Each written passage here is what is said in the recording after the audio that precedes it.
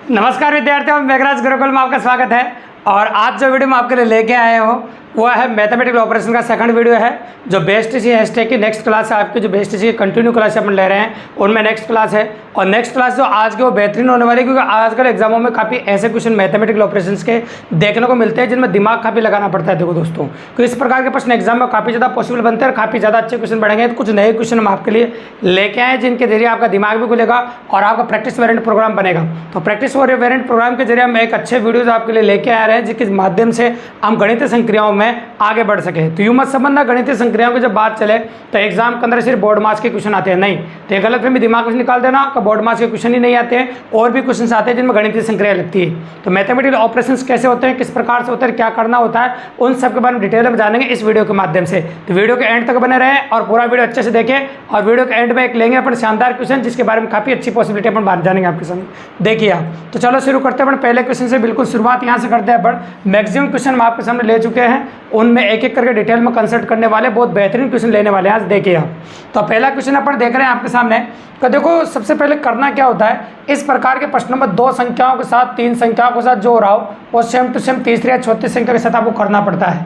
तो यही करना पड़ता है, बिल्कुल सिंपल सी बात है। बस आपको सोचना पड़ता है कि इनके साथ क्या हो रहा है। जैसे सिंपल दिखाऊँ मैं, कि 8 को 8 से कुछ करे के बाद आ जाए, 6 के साथ कुछ करे तो ये आ जाए, इनमें ऐसा क्या करेंगे ये आ जाए। अगर इन तीनों सेम टू सेम वही तरीका, तो वही तरीका आप 5 को 5 से गुणा करने पर अप्लाई कर सकते हैं। तो यही तरीका आप इसको अप्लाई करना पड़ेगा आपको। देखिए आप, जैसे मैं कहूँ आपके सामने का 8 को 8 से गुणा कर दो और 8 ही जोड़ दो।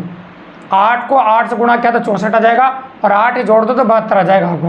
तो आप ही कह दो 8 को 8 से गुणा कर दो और उसमें 8 जोड़ दो तो ये 72 हो जाएगा आपको। उसी प्रकार 6 को 6 से गुणा करके 6 जोड़ दो, 7 को 7 से गुणा करके 7 जोड़ दो, और 5 को 5 से गुणा करके 5 जोड़ दो। तो 5 को 5 से गुणा करोगे तो 25 और 5 जोड़ोगे तो हो जाएगा आपका 30। तो इस प्रश्न का जवाब जो हो जाएगा आपका वो 30 हो जाएगा। बिल्कुल सिंपल और काफ़ी इजीली अप्रोच कर दिया अपन ने, ठीक है।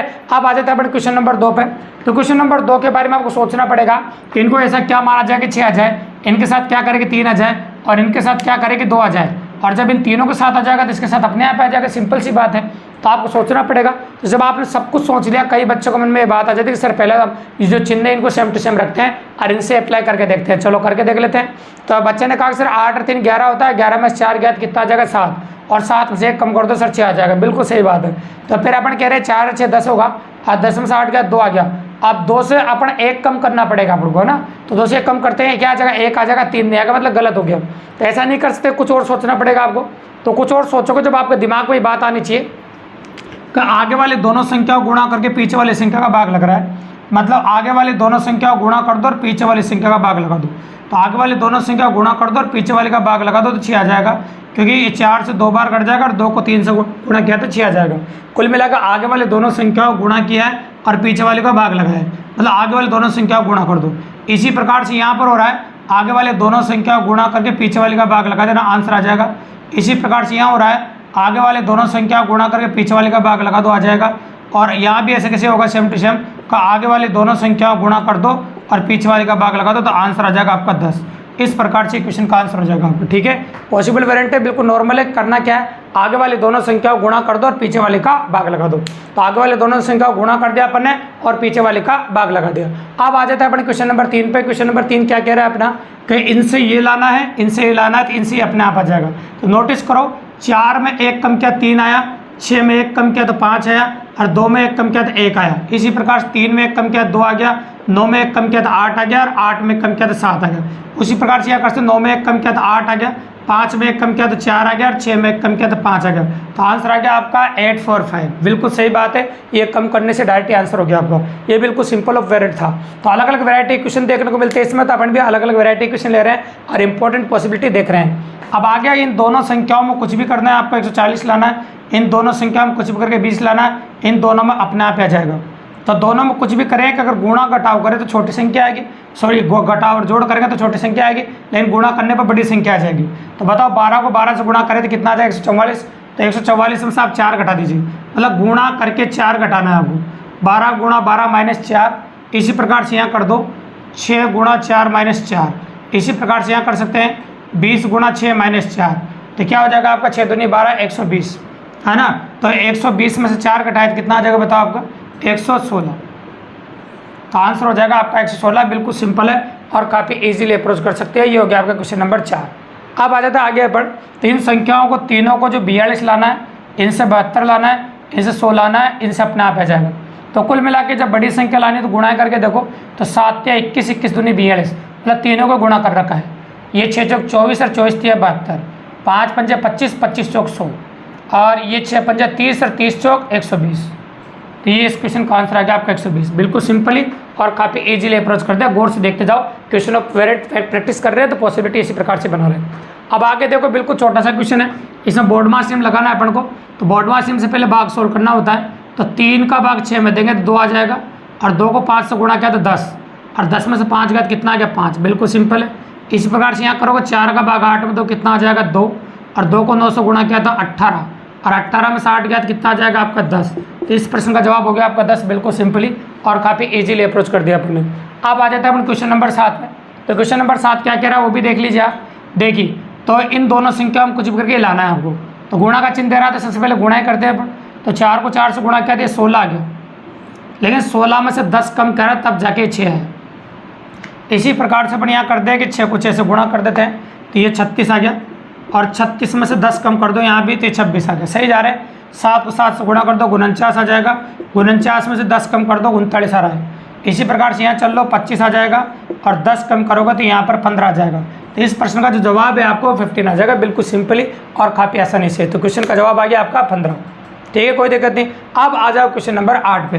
तो क्वेश्चन नंबर 8 को अगर नोटिस करें आप, तो गुणा वाले टर्म्स है, तो उनसे गुणा करने पर, घटाव करने पर, जोड़ने पर, भाग करने पर कुछ भी 64 नहीं आ रहा, तो फिर अंकों में जोड़ा करो। और जब कुछ भी जोड़ घटाव गुणा भाग से कुछ भी नजर नहीं आए, फिर अंकों में अप्लाई किया करो। जैसे अंकों में अप्लाई करें तो कैसे, कभी यह 3 में 1 जोड़ा तो 4 आ रहा है, या फिर ये कह सकते हैं डबल संख्या दे रखी है। जैसे पीछे देखो आप, अगर ये बात करें कि इसका डबल दे रखा है, 2 का डबल 4 और 3 का डबल 6, यानी इस प्रकार से देखो 2 का डबल 4 और 3 का डबल 6। इसी प्रकार से यहाँ ले सकते हैं, बट देखो 4 का डबल 8 है और 5 का डबल 10 है। उसी प्रकार 7 का डबल 14 है और 8 का डबल कितना हो जाए आपका 16। उसी प्रकार से अपन बात करें 5 का डबल 10 लिखे और 6 का डबल कितना लिखे 12, तो आंसर हो जाएगा 12 10। तो ये डबल लिखने हैं आपको, तो डबल लिखोगे उस जिस सीक्वेंस में यहाँ पर लिख रहा है उसी सीक्वेंस में अपन ने यहाँ पर लिख दिया, तो आंसर ऑप्शन में मिल जाएगा आपको।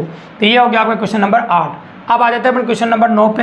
तो यहाँ पर चिन्ह भले गुणा का लगा रखा है, लेकिन तीनों संख्या ऐसी दिख रही है, अगर इनको जोड़ते हैं तीनों को तो ये 195 आ जाएगा। यहाँ भी तीनों संख्याओं को जोड़ दो, ऐड कर दो, 162 आ जाएगा। यहाँ भी जोड़ दीजिए, जोड़ेंगे 4 3 7 और 2 9, और यहाँ जोड़ो 4 कितना हो जाएगा आपका 4 4 8 12, ये हो जाएगा आपका 129। बिल्कुल सिंपल आंसर हो जाएगा। और पॉसिबल है, जोड़ नहीं पा रहा, चिन्ह गुणा का लगा रखा है। ऐसी संक्रिया आपको लगानी पड़ती है एग्जाम में।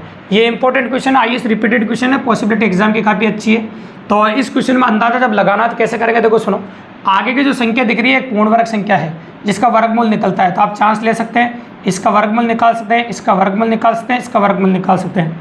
लेकिन इसके वर्गमूल निकालने से पार नहीं पड़ेगी, मुझे 72 लाना है, तो पीछे वाली संख्या के साथ कुछ न कुछ करना पड़ेगा जो बड़ी आ जाए। इससे छोटी आ जाए, इससे बड़ी आ जाए, तो क्यों ना इसका स्क्वायर कर दे, इसका भी स्क्वायर कर दे और इसका भी स्क्वायर कर दे। तो आप जानते हैं कि अगर ये 4 का वर्गमूल करूँगा तो 2 आएगा, और 6 का स्क्वायर करेगा तो 36 आ जाएगा। और आप जानते हो कि 36 को 2 से गुणा करने पर 72 आ रहा है, मतलब सही जा रहे हैं अपन बिल्कुल। और यहाँ पे ऐसे करो 9 का 81 का 9 आ जाएगा, और 5 का स्क्वायर 25 आ जाएगा, और 25 नामा 225, बिल्कुल सही जा रहे हैं अपन। तो यहाँ भी ऐसा ही कर सकते हैं अपन। तो 9 का वर्गमूल 3 आ जाएगा, x स्क्वायर ऐसा कैसे रखो, और 147 ऐसा कैसा है। अब 3 से काट दो, 4 3 12 9 3 27, 49 हो गया। अब 49 का वर्गमूल निकाल दो तो 7 हो जाएगा, तो मतलब x की वैल्यू 7 आ जाएगा। अभी इस प्रकार से आप पॉसिबल बना सकते हैं, और इस प्रकार की वैरायटी आपको एग्जाम में देखने को मिल सकती है। तो ये थी गणितीय संक्रियाएं जो बिना बोर्ड मार्क्स नियम के होती है। तो बिना बोर्ड मार्क्स नियम की भी गणितीय संक्रिया आपको एग्जाम में देखने को मिल सकती है।